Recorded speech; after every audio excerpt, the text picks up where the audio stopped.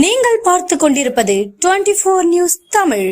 பள்ளி மாணவர்களிடையே போதை தவிர்ப்பு விழிப்புணர்வு நிகழ்ச்சி சென்னை ஐசிஎஃப் மேல்நிலைப்பள்ளி வளாகத்தில் நடைபெற்றது. விழிப்புணர்வு நிகழ்ச்சிக்கான ஏற்பாடுகளை மனித உரிமை மற்றும் சமூக நீதி மிஷன் நிறுவனம் செய்திருந்தது. நிகழ்ச்சியில் சிறப்பு விருந்தினராக ஐசிஎஃப் பள்ளியின் முன்னாள் மாணவியும் மனித உரிமை ஆணையத்தின் ஆய்வாளருமான திருமதி பி. காஞ்சனா கலந்து கொண்டு உரையாற்றினார். போதைப்பொருள் தவிர்ப்பு விழிப்புணர்வின் அவசியம் குறித்து அவர் மாணவர்களிடம் விரிவாக எடுத்துரைத்தார். ரொம்ப பயப்படுவோம். எச்எம் போகிறது என்ன கூப்பிடுவாங்க, எதுக்காட்டி கூப்பிடுவாங்க? எச்எம் போகிறதாங்க கம்ப்ளைண்ட் சரியாக படிக்கலன்னா கூப்பிடுவாங்க.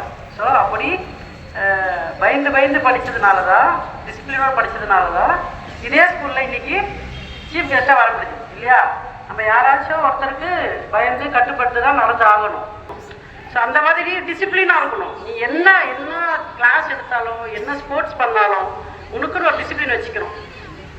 இவங்க 10 மணி நேரம் தூங்குறாங்கன்னா நீ 8 மணி நேரம் தூங்கணும். அவள் 6 மணி நேரம் படிக்கிறாங்கன்னா நீ 8 மணி நேரம் படிக்கணும்.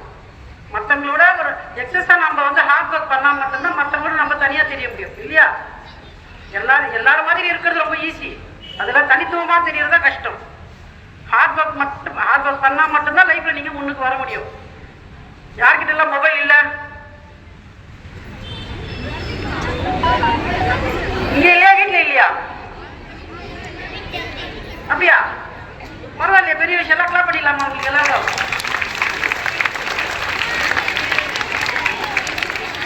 மொபைல் எவ்வளவு அட்வான்ஸோ அவ்வளவு ஆபத்து இல்லையாம்மா? நம்மளை தூண்டும். நிறைய விஷயங்கள் அதில் பார்க்கறதுக்கு தூண்டுறது இல்லையா?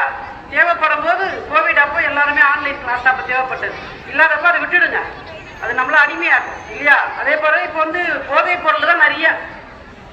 இதெல்லாம் சொல்றதுக்கு நம்மளுக்கு வருத்தமா இருந்தாலும் சொல்லிதான் ஆகணும். ஏன்னா இவ்வளோ பேர் இருக்கீங்க, உங்களுக்கு ரீச் ஆனாதான் நீங்க போய் அட்லீஸ்ட் யாருன்னா உங்க பக்கத்து வீடு உங்க ஃப்ரெண்ட்ஸு உங்க ரிலேட்டிவ்ஸ் யாருன்னா சொல்லுவீங்க. பெண் குழந்தைகளும் ஆண் குழந்தைகளும் சிறுவர் சிறுமிகள் அதிகமா போதைப் பொருள் உட்கொள்கிறார்கள் கணக்கெடுப்பின்படி. சரியா? ஏன்னா அவங்களுக்கு ஈஸியா கிடைக்கிறது, ஸ்கூல் டேஸ்ல ஈஸியா கிடைக்கிறது.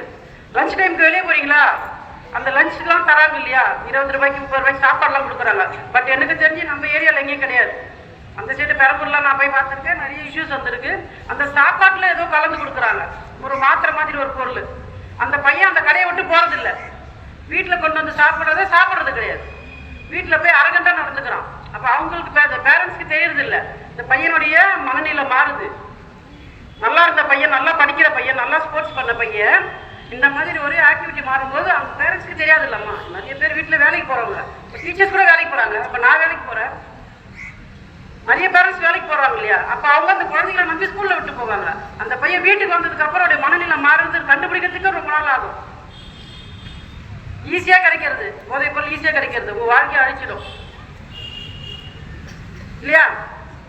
நல்லதும் கிடைக்கும், சொசைட்டில கெட்டதும் கிடைக்கும். நம்ம நல்லது மட்டும் தான் எடுத்துக்கணும். நீ கெட்டதுக்கு போயிட்டு அது உன்னை பார்த்து உனக்கு ஒரு அவேர்னஸ் கொடுத்து உனக்கு ரீஹாபிலேஷன் சென்டருக்கு ஆக்ஷன் போய் உனக்கு சரி பண்ணுறதுக்குள்ள உன் வாழ்க்கை பாதி முடிஞ்சு போயிடும், உன் வாழ்க்கையே போயிடும். உன் கூட இருக்கிறவங்களாம் நல்ல நிலைமையில ஒரு நல்ல அரசாங்க உத்தியோகத்தில் இருப்பாங்க. நீ எங்கேயாச்சும் ஒரு ஹாஸ்பிட்டலில் போயிட்டு ட்ரீட்மெண்ட் பார்த்துட்டு அழுக்கு ட்ரெஸ்ஸோட சுற்றிட்டு இருப்ப. இதெல்லாம் நாங்கள் பார்த்துருக்கோம்.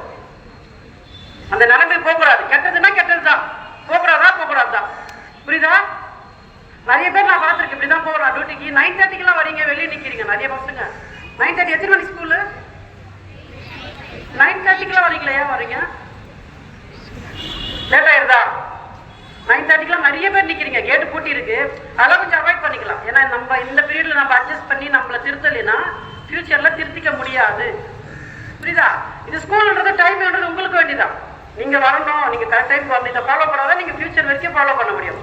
இன்னொரு விஷயம் சொல்றேன், யாரும் சொல்ல மாட்டாங்கன்னா உங்களுக்கு தெரியறதுக்கு வாய்ப்பு கிடையாது. 17 வயசுக்கு 18 வயசுக்கு உள்ள தப்பு பண்ணாலும் தப்பு தானே? தப்பு தானா? இல்ல நீங்க சிறுவர் சிறுமியர்னு சொல்லி விட்டுடுவாங்களா? விட மாட்டாங்களா? ஆமாவா இல்லையா? 18 வயசுக்குள்ள தப்பு பண்ணா தப்பா? எங்க கொண்டு போய் அடைப்பாங்க அவங்களெல்லாம்? சிறுவர் அது என்னது?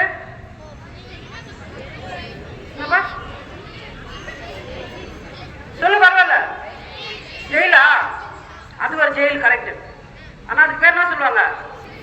சிறுவர் சிறுமியர் சீர்திருத்த பள்ளி. குழந்தைங்க, பெண் குழந்தைங்களா இருந்தா காப்பா போனாலும் நல்லா தெரிஞ்சுக்கணும். நம்ம எவ்வளவு இந்த மாதிரி இதை வந்து நீங்க அசிங்க நினைக்க கூடாது. இதெல்லாம் நிறைய பேருக்கு தெரியாது. உங்களை நிர்வாணமா செக் பண்ணி தான் உள்ள அனுப்புவாங்க.